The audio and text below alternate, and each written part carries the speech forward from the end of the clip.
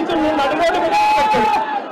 రైతులకు ఇవాళ 2.3 రూపాయలకు ఇవాళ మార్కెట్ యార్డులో ఇవాళ రాంపూర్ దగ్గర ఇవాళ కొనుగోలు చేసే కార్యక్రమం జరుగుతాయి.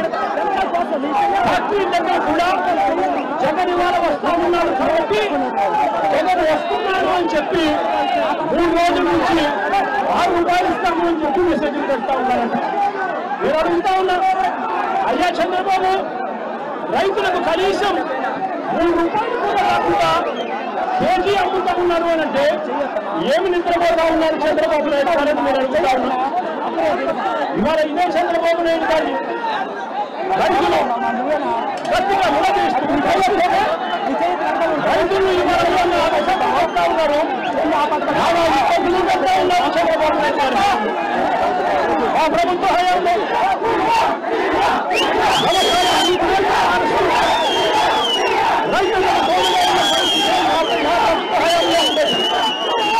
రైతులకు మే మాసం వచ్చేసరికి పంట కొనుగోలు కోసం పంట పెట్టుబడి కోసం పెట్టుబడి సహాయం కింద మేఘ మాసంలో రైతులకు పెట్టుబడి సహాయం అందేది. రైతులకు ఆర్బీకేలు తోడుగా ఉండేది. చెయ్యి పట్టుకొని రైతులను నడిపించే కార్యక్రమం జరిగింది. కానీ ఈరోజు ఏం జరుగుతూ ఉంది? మొదటి సంవత్సరం దాటిపోయింది. రైతులకు ఇవాళ ఇవ్వాల్సిన సహాయం కింద ఇవ్వాల్సిన 20,000 రూపాయలు ఎగరగొట్టేశారు. ఈ సంవత్సరం కూడా జూన్ అయిపోయింది, జూలైలో ఇవాళ ఉంటాం. ఇంతవరకు రైతులకు పెట్టుబడి సహాయం అందలేదు. చంద్రబాబు నాయుడు గారు పుణ్యాన రైతులకు ఇన్పుట్ సబ్సిడీ సమయానికి రావాల్సిన ఇన్పుట్ సబ్సిడీ రాకుండా పోయింది. చంద్రబాబు నాయుడు గారు పుణ్యాన ఉచిత పంటల మీద రైతుల పాలు పూర్తిగా ఎగరగొట్టేసిన పరిస్థితి. చంద్రబాబు నాయుడు గారు పుణ్యాన ఆర్బీకేలన్నీ నిర్వీర్యమైపోయి ఈద్రాపన్నది పూర్తిగా నిర్వీర్యమైపోయి రైతులకు కనీస మద్దతు ధర రానప్పుడు మా ప్రభుత్వ హయాంలో సీఎం ఆర్పణ ఉండేది. Continuous monitoring of agriculture price and producer ఆర్బీకేల పరిధిలో ఏ ఒక్క పంటకు గిట్టుబాటు ధర రాకపోయినా కూడా వెంటనే అగ్రికల్చర్ గ్రాడ్యుయేట్ గా ఉన్న ఆర్బీకే అసిస్టెంట్ వెంటనే నోటిఫై చేసిన వాడు జాయింట్ కలెక్టర్లు, జాయింట్ మేనేజింగ్ డైరెక్టర్లుగా మార్కెట్ గా వ్యవహరించే వాళ్ళు వెంటనే ఇన్వాల్వ్ అయి ఆ ఆర్బీకే పరిధిలో ఆధారంగా పంటను కొనుగోలు చేస్తున్నారు. ఇవన్నీ పూర్తిగా కనుగొనైపోయి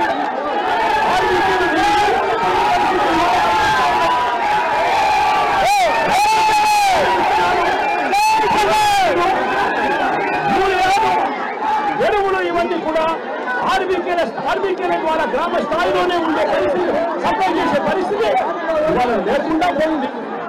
ఆఖరి టెస్టింగ్ ల్యాబ్స్ నియోజకవర్గానికి ఒక ఆఖరి టెస్టింగ్ ల్యాబ్ ఉన్న పరిస్థితిలో ఈరోజు నియోజకవర్గానికి ఆఖరి టెస్టింగ్ ల్యాబ్లు లేకుండా ఇవాళ నిర్వీర్యమైపోయిన పరిస్థితిలో ఇవాళ వ్యవసాయం జరుగుతూ ఉంది. వ్యవసాయానికి సంబంధించిన అన్ని రంగాలు కూడా ఇవాళ నిర్వీర్యమైపోయిన పరిస్థితిలో ఇవాళ రాష్ట్రంలో పరిస్థితి కనపడతా ఉంది. నేను చంద్రబాబు నాయుడు గారు గట్టిగా అడుగుతా ఉన్నా, చంద్రబాబు నాయుడు గారు నేను గట్టిగా డిమాండ్ చేస్తా ఉన్నా, మీరు ప్రతి రైతు దగ్గర నుంచి 76,000 మంది రైతులు ఉన్నారు. 6,45,000 టన్నులో మామిడి పంటలు పండించే రైతులు వీళ్ళంటే 2,20,000 ఎకరాలలో ఈ పంట సాగుంది.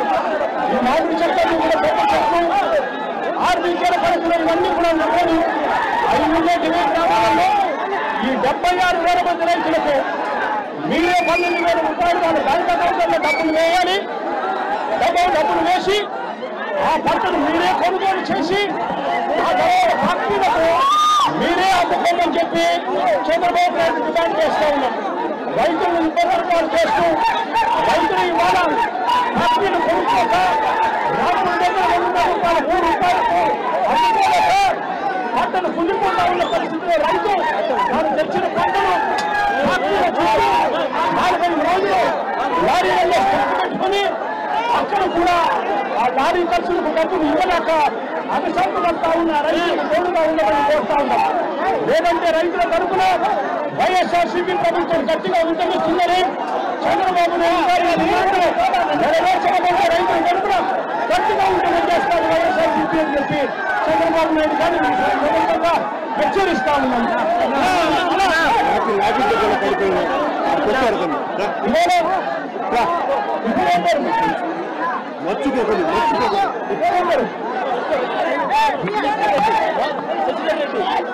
సచివాలయంలో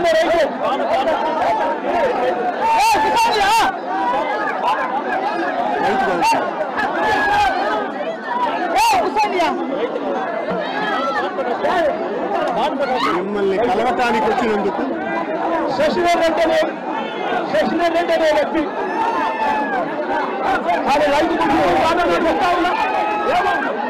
ఇక్కడ ఉన్న వాళ్ళు రాష్ట్రంలో 62% మంది వ్యవసాయం మీద బతుకుతా ఉన్నారు. చిత్తూరు జిల్లాలో వ్యవసాయం మీద బతికే వాళ్ళు దాదాపు 80% మంది. మరి వీళ్ళంతా రైతు బిడ్డలు కాదా అని అడుగుతా ఉన్నా. మరి వీళ్ళందరినీ ఈ మాదిరిగా తలబగలు కొట్టి దాదాపుగా 1200 మందిని అరెస్టు చేసి జైల్లో పెట్టారు.